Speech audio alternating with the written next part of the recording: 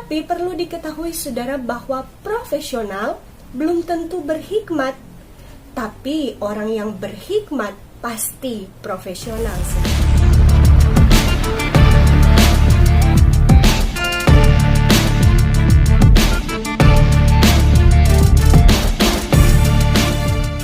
Shalom, saudaraku, berjumpa lagi dengan saya Pendeta Priska Waluko. Dan saat ini kembali kita ada dalam bacaan Gemim di sepanjang minggu berjalan. Kali ini mulai dari tanggal 20 sampai 26 September 2020. Namun sebelumnya kita memohon tuntunan dalam doa. Kita berdoa. Dalam nama Yesus ada kuasa di dalam Injil. Amin. Perenungan kita dalam kitab Amsal pasal 8 ayat 14 sampai 21 dalam perikop wejangan hikmat. Padaku ada nasihat dan pertimbangan, akulah pengertian, padakulah kekuatan. Karena aku, para raja memerintah dan para pembesar menetapkan keadilan. Karena aku, para pembesar berkuasa, juga para bangsawan dan semua hakim di bumi. Aku mengasihi orang yang mengasihi aku, dan orang yang tekun mencari aku akan mendapatkan daku. Kekayaan dan kehormatan ada padaku, juga harta yang tetap dan keadilan. Buahku lebih berharga daripada emas, bahkan daripada emas tua. Hasilku lebih daripada perak pilihan. Aku berjalan pada jalan kebenaran, di tengah-tengah jalan keadilan, supaya kuwariskan harta kepada yang mengasihi aku, dan kuisi penuh perbendaharaan mereka. Demikianlah firman Tuhan. Yang berbahagia adalah kita yang merenungkan, memelihara, dan melakukan firman. Saudara-saudara, Gemim memberi tema mingguan bacaan ini dengan tema hikmat Tuhan membentuk profesionalisme kerja. Karena itu kita akan memulai perenungan pembahasan dari kitab Amsal ini. Nah, saudara, bacaan kita di saat ini terambil dalam kitab Amsal. Ya, tentu kita tahu bersama bahwa kitab Amsal ini sebagian besar ditulis oleh Salomo. Ya, itu dijelaskan di pasal 1 ayat 1 bahwa Amsal-Amsal Salomo bin Daud Raja Israel.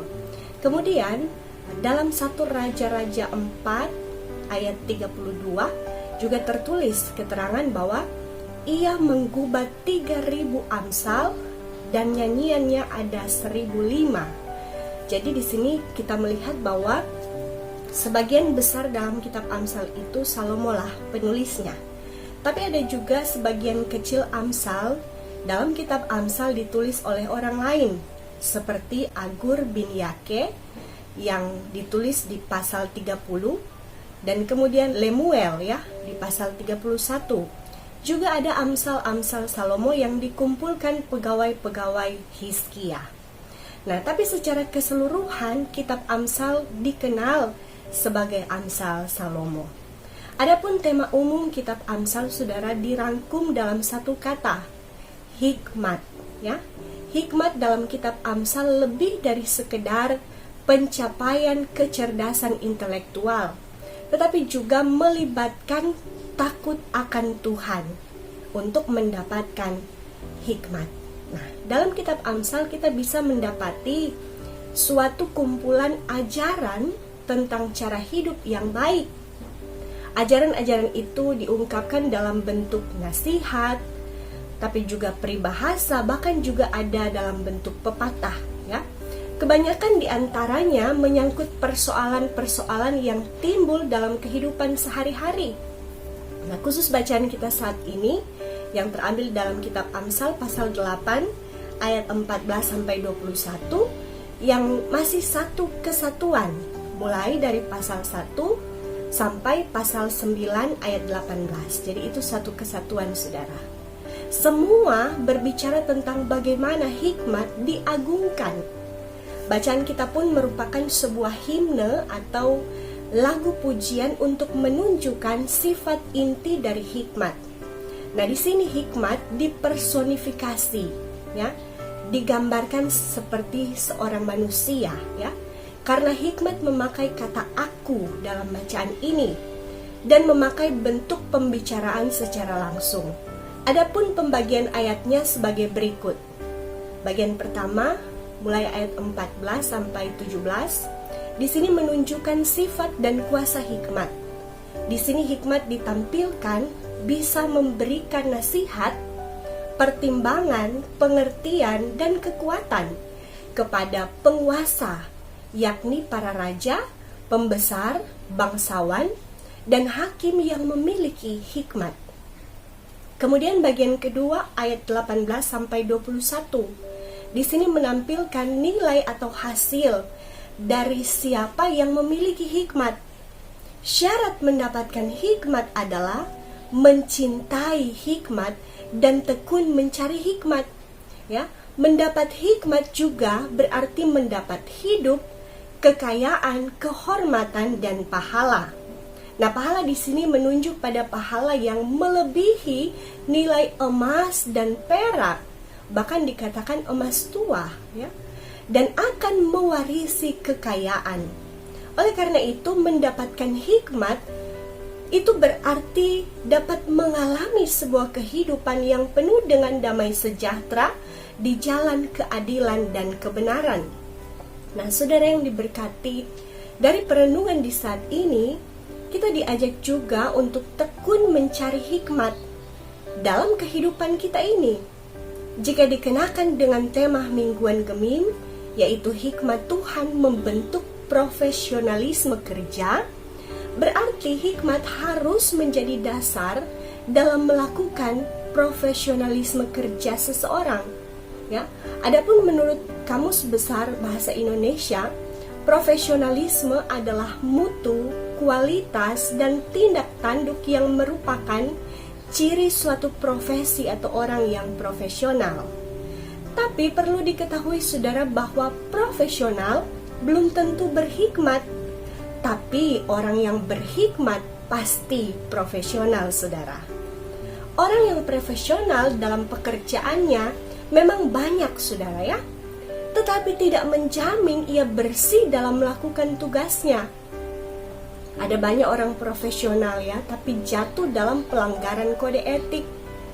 Dia jatuh dalam tindak korupsi, bahkan terjerat utang piutang, ya. Ini menunjukkan bahwa meskipun profesionalisme dalam pekerjaan, dalam jabatan, tapi karena tidak berhikmat, maka dia jatuh dalam berbagai pelanggaran. Tetapi orang yang berhikmat, saudara, dalam pekerjaannya, dalam jabatannya, selalu mengawali pekerjaannya dengan pertama-tama ia meminta hikmat dari sang sumber hikmat, yang adalah hikmat itu sendiri dalam ia melakukan tanggung jawab pekerjaannya. Dengan kata lain, saudara, berdoa dan bekerja, ora et labora. Raja Salomo, saudara, adalah contoh yang baik yang dapat membuat kita memahami bagaimana seorang yang profesional karena berhikmat. Kita tidak ragu, ya saudara, dengan mutu seorang Raja Salomo dalam memerintah sebagai Raja Israel, bukan? Bagaimana ia menggunakan pertimbangan dalam memutuskan perkara dua ibu yang memperebutkan seorang anak, ya. Dan bagaimana kemudian dengan hikmat Salomo menentukan siapa ibu yang sebenarnya. Di sini ia memenangkan rasa hormat dan takjub orang banyak, saudara. Itu tertulis dalam 1 Raja-Raja pasal 3 ayat 28, ya. Di situ tertulis seperti ini: ketika seluruh orang Israel mendengar keputusan hukum yang diberikan raja, maka takutlah mereka kepada raja, sebab mereka melihat bahwa hikmat daripada Allah ada dalam hatinya untuk melakukan keadilan. Nah, saudara, karena hikmat Salomo juga tersebar ke seluruh negeri, hingga membuat seorang ratu negeri Sheba datang menjumpai Salomo secara langsung, hanya untuk melihat atau menguji apakah Salomo ini benar-benar berhikmat. Dan dia mendapati kabar itu benar. Bahkan ia mengakui hikmat Salomo dan bahkan memuji Tuhannya Salomo. Itu bisa kita baca dalam 1 Raja-Raja 10 yang mencatat tentang itu, saudara. Nah, saudaraku, bagaimana caranya mendapat hikmat? Meneladani Salomo yang setelah naik tahta, dia berdoa kepada Tuhan dengan ungkapan doa, berikanlah kepada hambamu ini hati yang faham menimbang perkara, untuk menghakimi umatmu dengan dapat membedakan antara yang baik dan yang jahat. Itu dicatat di 1 Raja-Raja 3 ayat 9. Nah, saudara, karena itu, apapun pekerjaan saudara, mulailah dengan meminta hikmat kepada Tuhan. Berdoa minta hikmat. Cintailah hikmat lebih dari apapun, ya. Jangan hanya karena mencintai kekayaan, ya, mencintai uang, maka kita menyepelekan hikmat. Hikmat Tuhan, saudara, lebih dari apapun. Karena mencintai hikmat berarti mencintai pemberi hikmat itu. Dan hikmat itu sendiri, dialah Kristus Yesus. Dan saudara, jika kita mencintai Kristus, berarti kita pun akan hidup baginya. Bukankah Rasul Paulus juga berkata, bagiku hidup adalah Kristus? Kita akan bekerja seperti untuk Tuhan, bukan untuk manusia, ya. Itu dalam Kolose 3 ayat 23, menjadi etika kerja orang Kristen.